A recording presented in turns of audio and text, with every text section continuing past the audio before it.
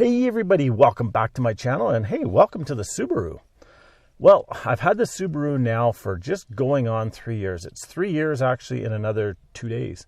So I thought I would do an update on the Subaru. I thought I would do a lot more videos in the Subaru, but honestly, when I'm out driving with the Subaru, I'm out doing, well, like I'm doing today, is I go out, I take some pictures, and then I head back. And I don't have a lot of time for doing the videos and such that I was hoping to do in the Subaru.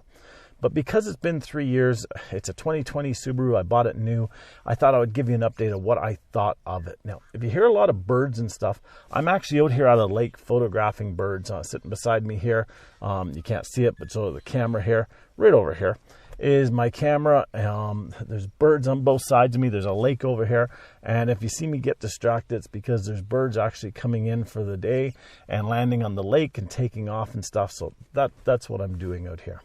So a little bit of backstory about the Subaru. Why did I get it? Well, back in 2020, I had a really nice Dodge Journey. It was a 2012 Dodge Journey. It was getting up there in kilometers, and it was starting to cost me a lot of money to keep it on the road. I had just spent a couple $1,000s to get it put back on the road, and the mechanic informed me that I was probably going to have to spend more money to keep it on the road. So I went out and I looked at, well, new vehicles and used vehicles. Back then, as of today, the used vehicle market was like, it was really small. And the prices were really high. So I looked at a Dodge, I looked at a Hyundai Santa Fe, and I actually looked at the Subaru Outback. I did a lot of research online. I checked it out. I did all my due diligence and everything. Went out and took the Subaru for a test drive, and I really liked it. The only reason I didn't take the Hyundai for a test drive is the dealership that's local here in my area is a scam, and they have a lot of bad reputation, and I just didn't feel comfortable buying from them, even though I have Elantras, and I've had Elantras, and I like the Elantra. I love the Hyundai. I just couldn't bring myself to it. So I went out and tried the Subaru, ended up buying it that day and test drove it at 1 o'clock, and I had it, well, at home by 4:30. So what do I think of it? Well, what is it? First of all, it's a 2020 Subaru Outback, and it's a base vehicle. There's no extra options on it other than what comes with their base model. Overall, what do I think about it? Overall, on a scale of 1 to 10, with 10 being perfect, I would say it's about a 8.5 to 9. So it's a nice vehicle. I do like it. What do I think of different areas of it? Well, the first one that I had an issue with, or a concern about, should I say, was the comfort of it. Because I saw a lot of reports online saying from people that it was an uncomfortable vehicle to drive, to be in, and so on and so forth.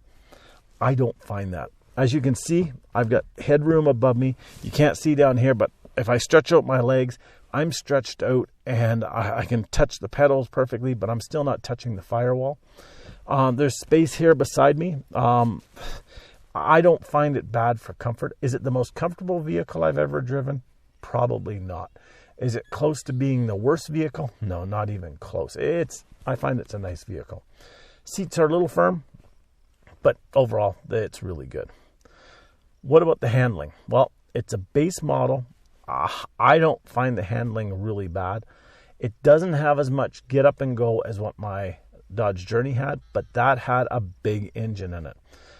Without being the big engine, I get much better gas mileage in the Elantra, or in the Subaru, over what I got in the Dodge Journey.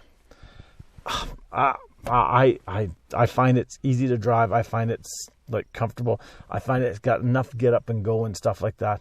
So it's not a big problem. What do I think about driving in different weather conditions? How does it handle? Now, I live in southern Alberta, Canada. I drive into the mountains. I drive out to places like this all year long, whether it be 30 below or whether it be 30 above, and that's in Celsius. I come out here. As far as the vehicle off the lot, there's no problem with traction, no problem with handling, no problem with getting out and everything like that. Unless it came down to snow on the ground, ice on the ground, and the tires that came with the Subaru were lacking. Now, it wasn't bad. It wasn't a nightmare. It wasn't that I couldn't go out with it.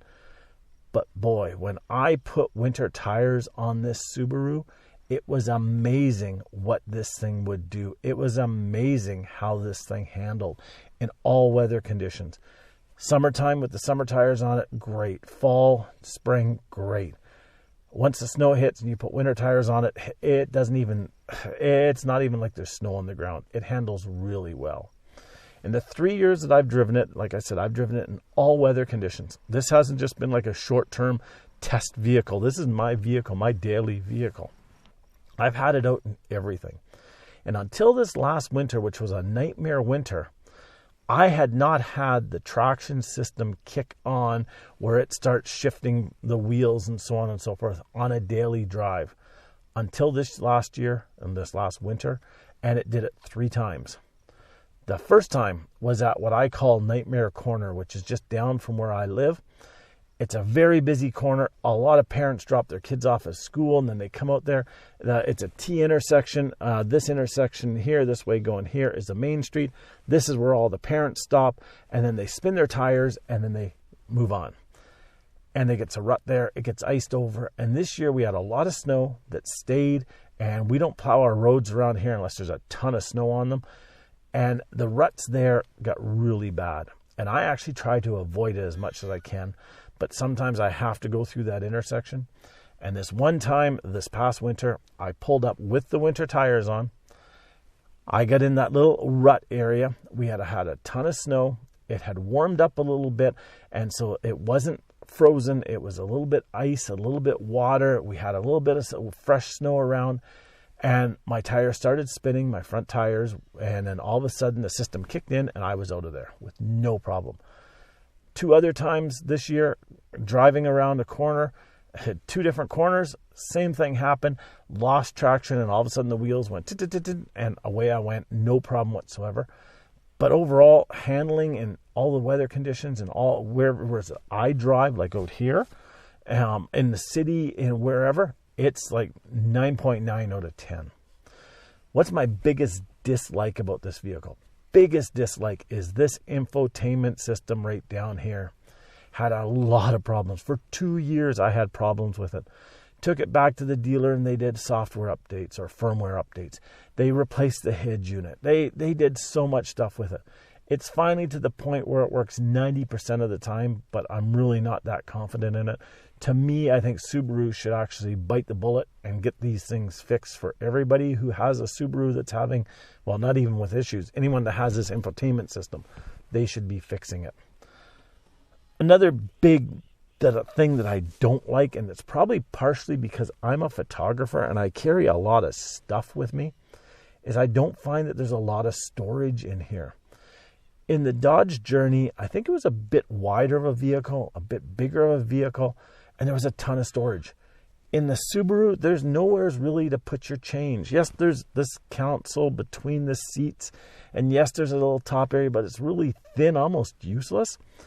And it's just, there's no change area. There's no areas to put extra batteries. There's no areas to drop this, that, and the other thing.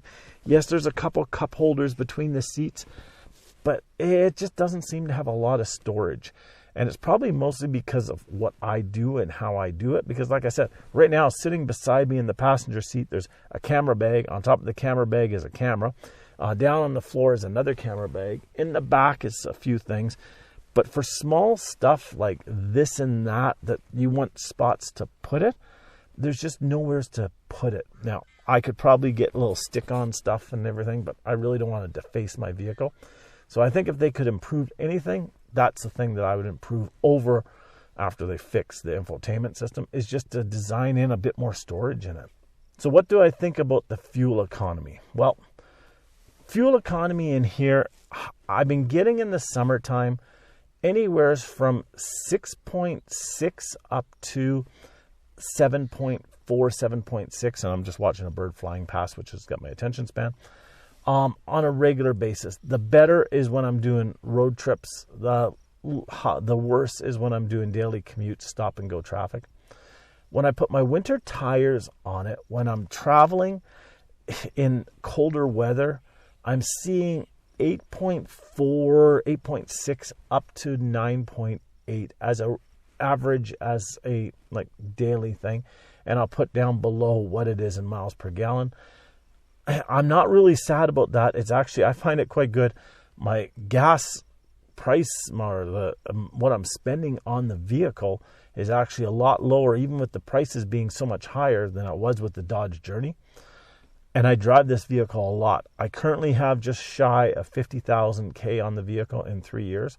Most of that is commuting back and forth to work, with the occasional trip like this out shooting and so on and so forth. So it's a lot of highway driving, not a lot of stop and goes, but I'm really happy. Would I recommend this vehicle to people?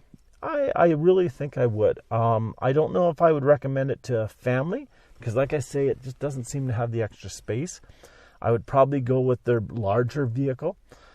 But for a single person or a couple, or even a couple with a kid that's about to leave home, yeah, it's a really nice vehicle. I have no problem whatsoever. Now, I have to say this because, well, it's something that annoys me really badly with this vehicle. One thing I've found with this vehicle, and I don't blame Subaru, I think it's just the way the vehicle is built, the size of it and everything, is that it seems to find any stray rocks on the roadway and it cracks the windshield.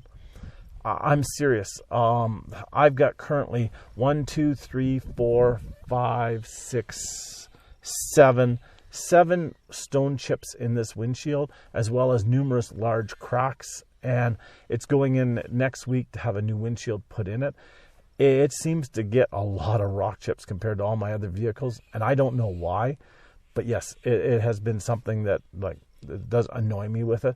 Like I said, I don't know why.